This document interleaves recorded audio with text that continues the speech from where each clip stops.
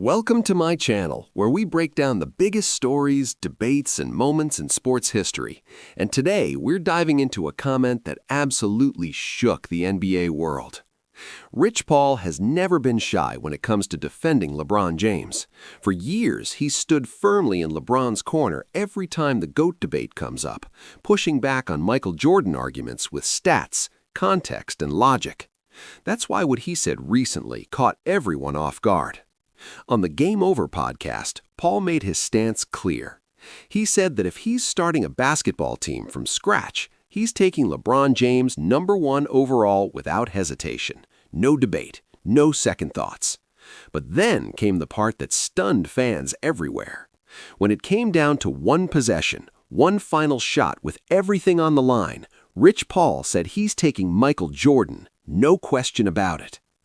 Coming from anyone else, that might not feel seismic, but coming from Rich Paul, a man whose basketball identity is deeply tied to LeBron James, it hit differently.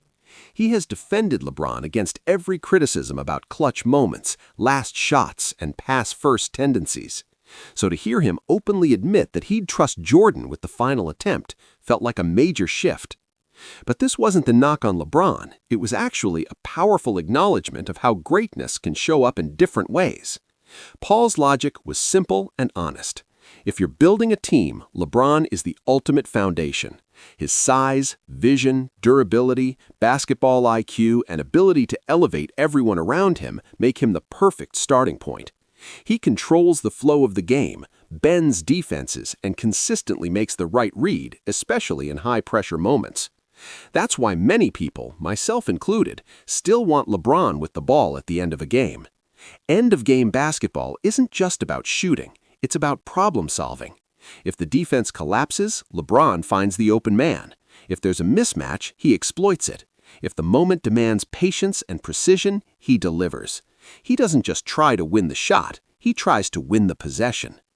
But Rich Paul wasn't talking about reads or options. He was talking about the last shot. One moment, one release, one chance. And that's where Michael Jordan stands alone. Jordan was built for that moment in a way that still feels unreal. The confidence was absolute, the footwork was flawless, the separation was inevitable. Everyone in the building knew who was taking the shot, and it didn't matter. He wanted the responsibility. He embraced the pressure. He didn't need the play to be perfect, he made it perfect. LeBron is wired to win the game. Michael Jordan was wired to end it. What made Rich Paul's comment resonate so deeply is that it acknowledged that both things can be true at the same time.